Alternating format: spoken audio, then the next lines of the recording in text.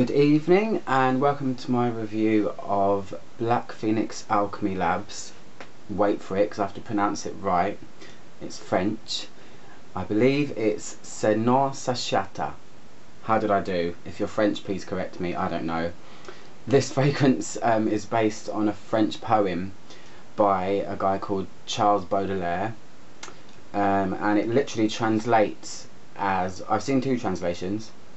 I think it literally translates as never satisfied, and never satisfied in regards to this is talking about desire, lust, sexual prowess, things like that. Not sexual prowess as such, but more sexual desire.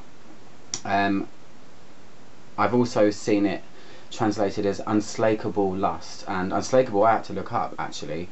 Unslakable is meaning not can't be slaked, and slaked is kind of, again, desire, something that you want to have.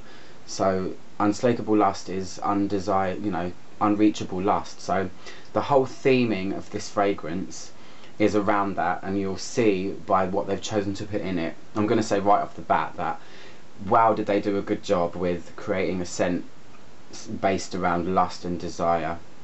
It's absolutely amazing. So this, I've got my iPad because I'm going to read you the poem too. It's not an extremely long poem, so don't worry, I'm not going to be sitting here for 20 minutes reading a poem to you.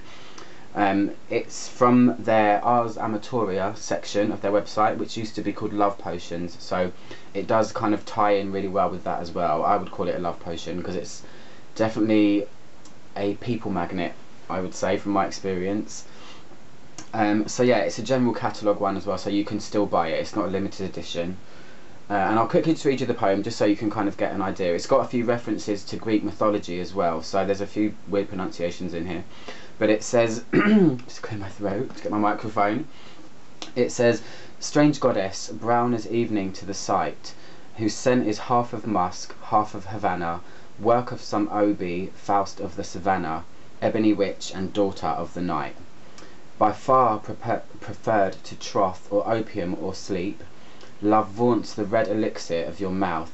My caravan of longings seeks in drouth your eyes, the wells at which my cares drink deep. Through those black eyes by which your soul respires, pitiless demon, pour less scorching fires. I am no Styx, 9 times with flame to wed. Styx is a reference to Greek mythology. Nor can I turn myself to Proserpine, another Greek mythology, to break your spell, Megara libertine, within the dark inferno of your bed. So, I don't know how much you can interpret poetry and stuff, but it sounds really lovely. It sounds very sexual. It sounds like a guy is really longing for a woman. And I'll read you what's in it. It's got some really, really cool notes in it, and together they make for a magical perfume. So the lab's description of the perfume is a pounding heartbeat coalesced into scent, demonic passion and brutal sexuality manifested through myrrh, red patchouli, cognac, honey, tuberose and geranium, in a breathy, panting veil over the darkest body musk. So it's got a lot of dark, deep, sexy kind of smelling notes to it. And I will say that I've only got a little bit left of mine. I've made a big mistake here because this perfume is a classic example of how some Black Phoenix perfumes age and get 100 times better with age.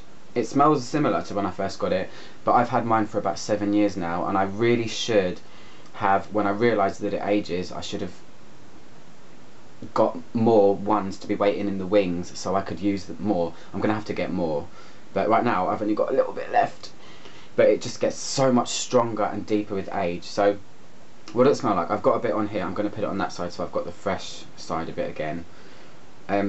I'll just firstly say, red patchouli sounds really interesting. I can't comment on the difference between patchouli and I think it's Indonesian red patchouli. I'm not sure of the difference, but patchouli is usually a very earthy, dark kind of smelling note.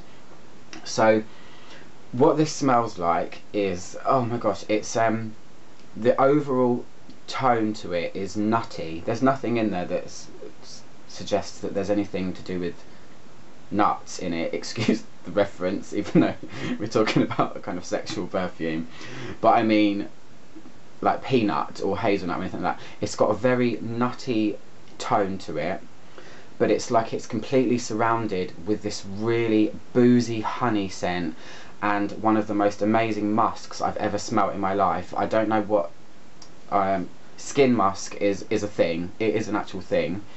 This is dark skin musk, and when they have tried to capture this sexual, lusty, sensual perfume, they have done it. They have absolutely done it. This, as I said, is a people magnet.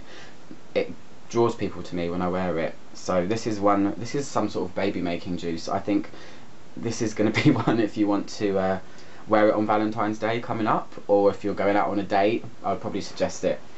But yeah, so it's got cognac in it, and it's got honey, and it's got a deep musk, and it's got patchouli, and it's myrrh as well. Myrrh is a resin.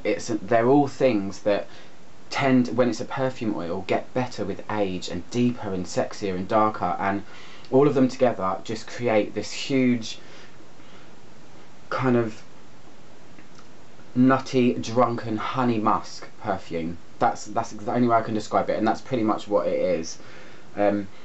If you've ever smelt Black Phoenix's perfume called Snake Oil, I'll be reviewing it really soon as well with a friend who's a real big fan of it. He wants to get in on the review, and I'm going to let him. I'd put it in that family. I'm not saying it smells like snake oil, but when Black Phoenix go for creating something really sensual and musky and different, they do it really well, and this is in that same kind of family. It's in my top 10 general catalogue Black Phoenix perfumes again. A lot of the ones I own are. I wouldn't have bought them otherwise. But I think this kind of gets overlooked a little bit. It's very, very different, and it literally, they've captured that poem in a bottle, because it is very, very sexual, and skin musk it's musk that blends into your skin so perfectly. It's really hard to describe, but that's it. It's nutty, honey, cognac. You know, the best cognacs in the world are the ones that are the oldest. So this, having cognac and honey, you can imagine it together. It's almost like mead. If you've ever drank mead before, if you're old enough to have tried mead, that is a kind of boozy honey drink, and this has got that vibe, but with a few resins and a gorgeous, gorgeous musk on top of it, or underneath it, I should say. What I'll say is, when it dries, it lasts forever. This one, as it's got older, it started to last longer, and when it dries, it softens even more. The nuttiness kind of goes away a little bit, and you're just left with a kind of real smooth, boozy honey musk. The nuttiness goes, and the resins aren't really there as much. But yeah, you're left with an absolute stunner of a perfume. It's a knockout. I absolutely love it. So that's me singing its praises. Maybe you can try and get some samples of it from their website. I don't know. Good luck with that. It's not that hard. So yeah, that's my description and my review of Satiata. If you're French, please correct me. I don't know how to pronounce that one. Sometimes they're very hard to pronounce, their perfumes. But that's it. Thanks for watching. I'll be reviewing a few more soon, and if you like my reviews, I will say shamelessly, please subscribe to me. It only takes a click, then you'll be able to find out if I do another one. Alright, speak to you soon. Bye.